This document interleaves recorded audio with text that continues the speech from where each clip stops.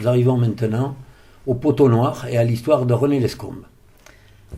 Alors, le pied de la dune du Canon, au sud de la jetée. Le chai de Mimi Téchoir, un de mes oncles, en pantalon rouge. Les tuiles sont prêtes pour la mise à l'eau. Tout le monde s'affaire autour de René Lescombe. Le pantalon rouge est de sortie. René Lescombe qui claudique sur sa jambe raide et qui va voir sa fiancée. Quelques belles figures de l'époque. La fiancée de René Lescombe. La maréchaussée durant son rapport. Nos Libé et Brunetière, nos Starsky et Hutch. Mimi poussant le baril de rhum sous l'œil attentif des hirondelles. Paul Borduron aux côtés de René Lescombe. Despujol alimentant la cantine en poussant la barrique. Brunetière et Lescombe en grande conversation avant le départ. Dernier préparatif. Le compas, sous dense protection. Alors, salut à l'aventure avec cet appareil. Le poteau noir, embarcation qui servira pour la tentative de traversée de l'Atlantique.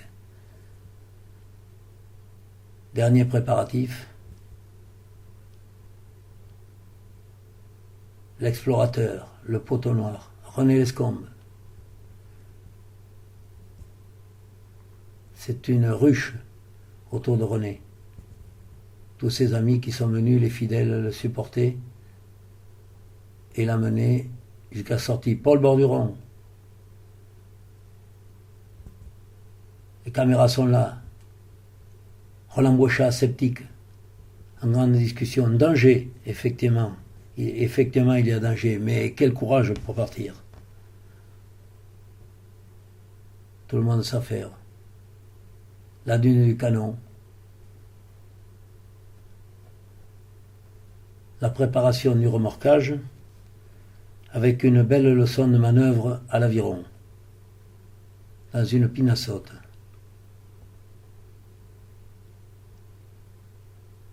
La mer descend, on voit le courant sur les lattes. Le village du Canon vu de la jetée. Mimi et ses histoires pittoresques, toujours en train de blaguer. Le dernier wagon poussé par René Lescombe. Nous sommes près du départ. On trouve Mimi Téchoir encore aux commandes du treuil.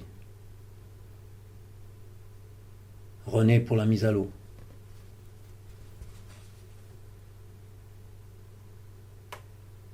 L'ordre est de rigueur. Chaque chose à sa place comme on peut le voir. Mais à quoi peut bien servir cette petite bouée? René nous présente bien entendu maintenant, en mettant de l'ordre à bord, un authentique filet de pêche au plancton. Il faut bien se nourrir.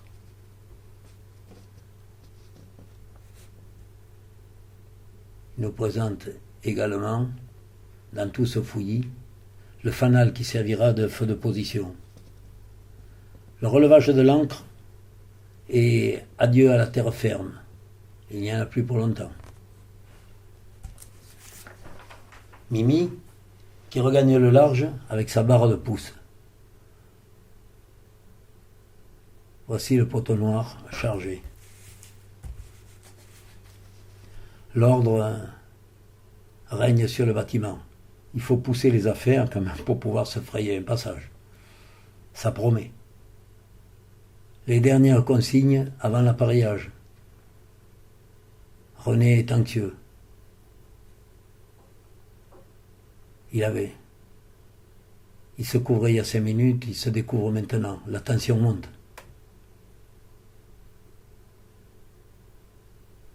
Alors là, maintenant, nous arrivons dans le trou d'homme.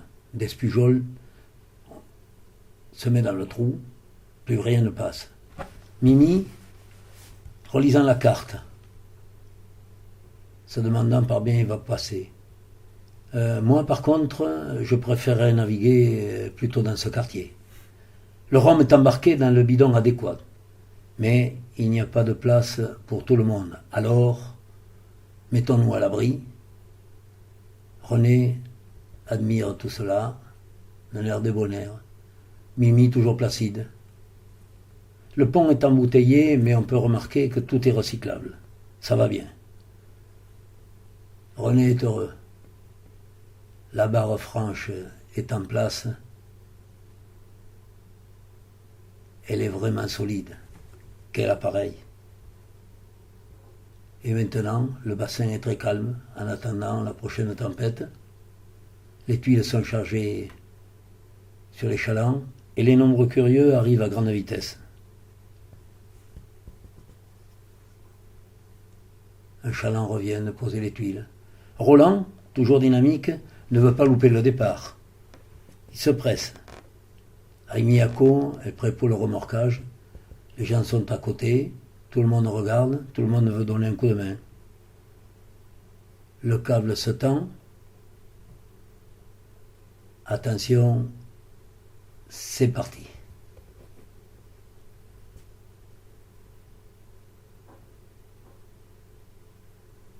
C'est parti. La presse est là, les supporters aussi. L'embouteillage, tout est pris. Dernière pause devant la caméra. Et le convoi quitte le canon. Salut à l'aventure.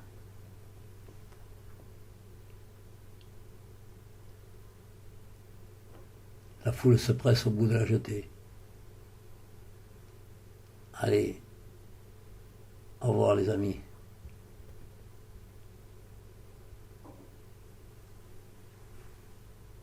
Virement de bord, direction les Passes.